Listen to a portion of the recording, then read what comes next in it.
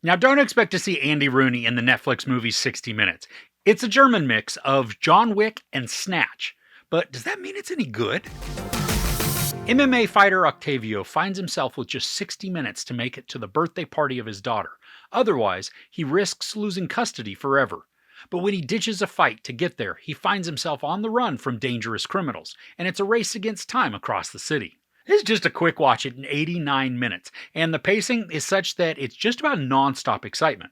We follow Octa, an MMA fighter who's got both a fight and a birthday party that are conflicting. Parties for his younger daughter, and if he doesn't make it there, he could lose all custody of her.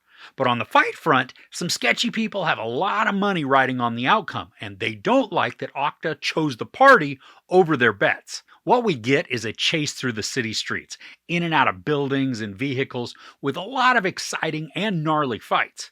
Now, this is pretty much exactly what you'd expect when you pit an MMA fighter against all sorts of ruffians. In his skills, they're almost unmatched. And while that may make for a somewhat predictable story arc, it also makes for excellent fight choreography and violence. Now, the fights are balanced between the quick edits and then the longer takes that allow us to see all the moves, the blows, and the kicks. Now, some of the most exciting are when Octa's friends who train with him, they get to get involved in the chaos. They're equally skilled, but the thugs, they're tough too, so we end up getting this room filled with just incredible stunt work. And the camera work, it's also awesome as it just swings around characters and obstacles to capture maneuvers from various angles with uncut motion. Now, this has a way of increasing the energy in a scene, which in turn then amps up the fervor and intensity. Now, surprisingly, even though the plot is very predictable, Octa is still charismatic enough and his journey is sympathetic, which then makes this narrative compelling. I mean, it's not some deep or involved story, it's a very linear progression without twists, but the story, it doesn't need them. The continuous conflicts that Octa finds himself in further complicate his attempt to get to his daughter's birthday party on time. Now sure, the urgency may feel a little bit artificially created, but again, Octa is endearing, and he's sympathetic, and then he's easily the hero of the story. I mean, he's the unsuspecting character who's easy to root for, and even though we are given minimal background on him, we can see that he's trying his best to do the right thing for everyone around him. And I like that because the movie is only an hour and a half, and then Octa needs to get to his daughter in an hour, this is very close to a real-time presentation.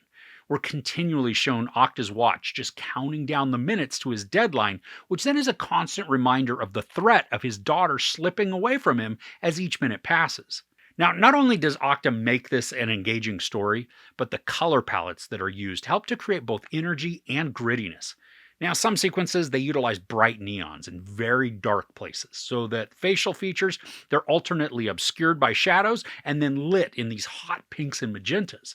There are also colder blue tones that become prominent once the sun sets, and it makes for a foreboding and dangerous setting. Now, in some senses, this feels a little bit like a Western. I mean, our protagonist is being pursued by baddies who never seem to give up. And there's a large sense of lawlessness within the region.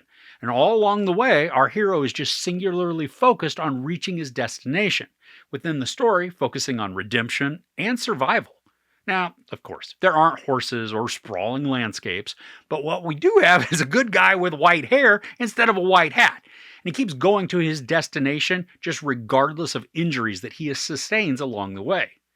Now, I read something recently that said something to the effect that heroes in Western genres could and do reinvent themselves over and over.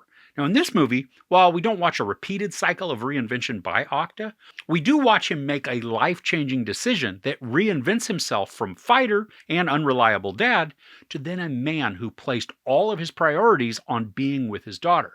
And in this case, for the storytelling, it's a great way to showcase character growth simply and quickly. This transition also doesn't feel unearned because we don't have a lot of background baggage to define or cloud our impression of Octa before the story begins. Alright, so the reasons to not like this movie are the story is very generic, the villains are run-of-the-mill and they're very one-dimensional, and almost everybody has zero character background. But then to counteract those negatives, the movie features a charming protagonist, awesome hand-to-hand battles and fight choreography, a character arc that demonstrates growth, and pacing that's not slow or dull. And while this is predictable and obvious at just about every turn, it's filmed well and not a bad way to kill an hour and a half with brutal fights. So overall, 60 Minutes doesn't introduce anything new in the form of storytelling or presentation, but still manages to create a scenario filled with exciting action and a charismatic hero. If you watch this looking for intrigue or suspense, you won't find it. But if you want well-crafted fight choreography, up-close and immersive hand-to-hand fights, and a story with a very quick pace, this will be enjoyable. There's no sex or nudity, a lot of profanity, and then almost non-stop violence. I give 60 Minutes 3 out of 5 couches. So have you seen any fun action movies lately? They don't even have to be good. Let me know about what you watched in the comments below. If you enjoyed this review, please give it a like. Also, don't forget to share and subscribe. I'm Chris. This is Movies and Munchies. Thanks for couching with me.